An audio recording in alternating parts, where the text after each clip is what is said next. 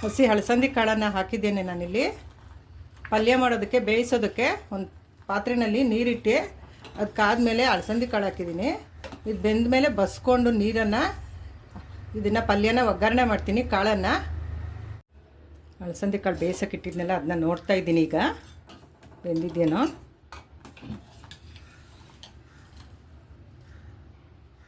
ಕರೆಕ್ಟಾಗಿ ಬೆಂದಿದೆ ನೋಡಿ.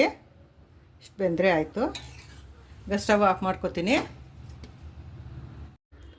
ಅಲಸಂದಿ ಕಾಳಿಗೆ ಒಗ್ಗರಣೆ ಮಾಡೋದಕ್ಕೆ ಬಾಣಲಿ ಇಟ್ಟಿದ್ದೀನಿ. ಸ್ಟವ್ ಹಚ್ಚಿ ಅದಕ್ಕೊಂದು ಸ್ವಲ್ಪ ಎಣ್ಣೆ ಹಾಕ್ಕೊತೀನಿ.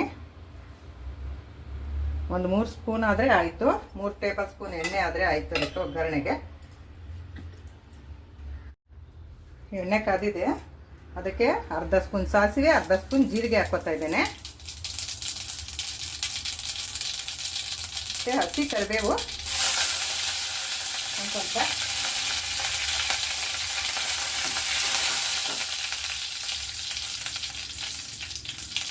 ಈಗ ಸಾಸಿವೆ ಆಗಿದೆ. ಸಾಸಿವೆ ಜೀರಿಗೆ ಸ್ವಲ್ಪ. ಈರುಳ್ಳಿ ಹೆಚ್ಚಿಟ್ಕೊಂಡಿರೋದು ಮೀಡಿಯಮ್ ಸೈಜ್ 2 ಗಡ್ಡೆ ಈರುಳ್ಳಿ ಹೆಚ್ಚಿಟ್ಕೊಂಡಿದ್ದೆ, ಅದನ್ನು ಹಾಕ್ತಾಯಿದ್ದೀನಿ. ಇದು ಬೇಯಬೇಕು ಈರುಳ್ಳಿ. ಹಸಿ ಅಲಸಂದಿ ಕಾಳು ಪಲ್ಯಕ್ಕೆ.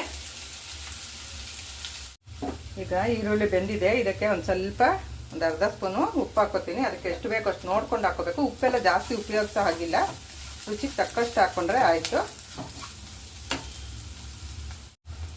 ಈಗ ಇದಾಗಿದೆ. ಇದಕ್ಕೆ ನಾನು ಹಸಿ ಅಲಸಂದಿ ಕಾಳು ಬೇಯಿಸಿಟ್ಟಿದ್ನಲ್ಲ ಅದನ್ನ ಹಾಕ್ಕೊತಾ ಇದ್ದೀನಿ.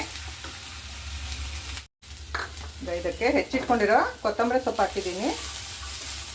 ಈಗ ಲಾಸ್ಟ್ಗೆ ಈಗ ಮುಗೀತಿದ್ದು ಆಯಿತು ಕೆಲಸ. ನೋಡೋದಕ್ಕೆ ಧನ್ಯವಾದಗಳು.